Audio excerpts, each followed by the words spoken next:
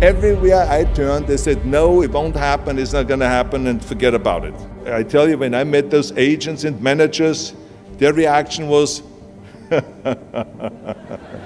oh, Arnold, that is so funny. Are you kidding me? You're gigantic. You're like a monster.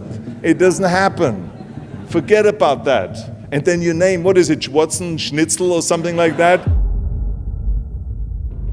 Seriously, wherever I go, people ask me all the time, what is the secret to success? And the long version is that I actually always had 5 rules.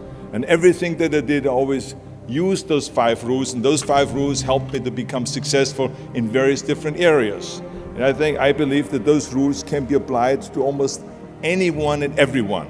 So my first rule is find your vision and follow it. You see, I think it's the most important thing that we have a very clear vision of where we go. A goal, where do we go?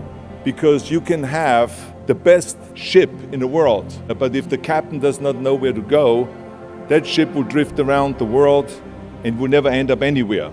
And this is exactly the way it is in real life. The simple truth is, if you don't have a vision, if you don't have a goal, if you don't see your future laid out in front of you, you're just floating around without a purpose. This is why so many people around the world are unhappy with their jobs. I mean, in America, 74% of the people hate their job and would like to change jobs. I always smiled when I worked, no matter how hard I worked. I always had a great time, no matter what I did. It didn't matter if it was in bodybuilding, or if it was in the movies, or if it was as governor.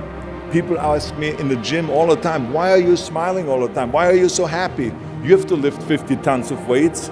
I tell them always, I say, I smile because I know exactly that every rep that I do, I get one step closer to turning that vision of mine into reality and becoming that Mr. Universe. Always discover your vision, and the rest will follow. My second rule is never ever think small. If you're going to accomplish anything, you have to think big. You have to go and shoot for the stars. The biggest challenge most people have is because they think small. And the reason why people think small and why they choose small little goals is because they're afraid to fail. They know that if you shoot for a big goal, then the chances of failing are very high. I say to myself, hey, I'm not worried about failing because that's part of life. You're not gonna go and win everything. And how far can you fall? Look at this is the ground. That's as far as I can fall. And you know something? That the only time you really consider the failure is if you fall and you don't get up. But if you get up, you never consider the failure. So I never considered myself a failure. I always considered myself a winner, even though I fell every so often. But I always got up and I always moved forward. I didn't just think about being in movies. No, I wanted to be a movie star. I wanted to have above the title billing. I wanted to become the highest paid entertainer. I basically wanted to be another John Wayne. What's wrong with that? Never think small, think big. My third rule is ignore the naysayers. I think it is natural that when you have a big vision and big dreams and you have big goals, that people are gonna say around you, I don't think it can be done. I think it's impossible. I tell you, I heard this all the time, but I want to tell you, don't ever let them stop you from dreaming and from shooting for the big goal. Just think about how many times my career would have stopped. My career would have ended if I would have listened to the naysayers. I mean, it started right away when I was 15 years old and I became a bodybuilder.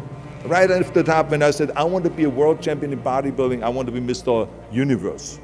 They immediately said, are you crazy? Bodybuilding is an American sport, forget about it, that's nuts. And then when I wanted to go into show business, after I won 13 world championship titles in bodybuilding, I said, I want to be like Reg Park. I want to be a Hercules, I want to get into movies. Well, I tell you, when I met those agents and managers, their reaction was, oh, Arnold, that is so funny. You want to be what, a leading man? Oh, come on. I mean, look, first of all, let's start with your body. You're gigantic, you're like a monster. Are you kidding me? And then your accent, oh, it gives me the chills just listening to your German bullshit. Come on now. I mean, be serious. Have you ever seen an international movie star with a German accent? It doesn't happen. Forget about that. And then you name, what is it, Schwarzen, Schnitzel or something like that? Imagine that. Everywhere I turned, they said, no, it won't happen, it's not gonna happen, and forget about it. Luckily, I did not listen. I did not listen because I knew if I worked hard enough and if I worked as hard as I did in bodybuilding, 5-6 hours a day, that I will make it, that I could prove them wrong. And I started working very hard. I started taking acting classes, English classes, even accent removal classes. All of a sudden, I got a little break. All of a sudden, I got a TV show, a little part, then another little part, and then Pumping On and Stay Hungry, and then, of course, I landed the big role of Conan the Barbarian. So finally, I got the big break. So as you see, everything that the naysayers said was a liability became an asset. So I just recommend you very strongly, ignore the naysayers. The fourth rule is work your ass off. It doesn't matter in what area you're in. No pain, no gain. Work your butt off. That's what I always believe. No matter what you do, work. The bottom line is, if you don't apply that rule, all the other rules won't mean anything. When people say, I don't have time to work out, or I have worked so hard all day, I'm tired, or I cannot read another book, or I cannot improve myself, or I cannot grow as a person, or any of those things. What the hell are we talking about here? I mean, the day is 24 hours, you sleep 6 hours, so you have 18 hours left. I mean, I know there's some of you out there that say, well, wait a minute, I sleep actually 8 hours, but that's just sleep faster, okay? You didn't, I mean, let's not get bogged down with this stuff here. Just remember, you can't climb that ladder of success with your hands in your pockets. You must work your ass off. It's that simple.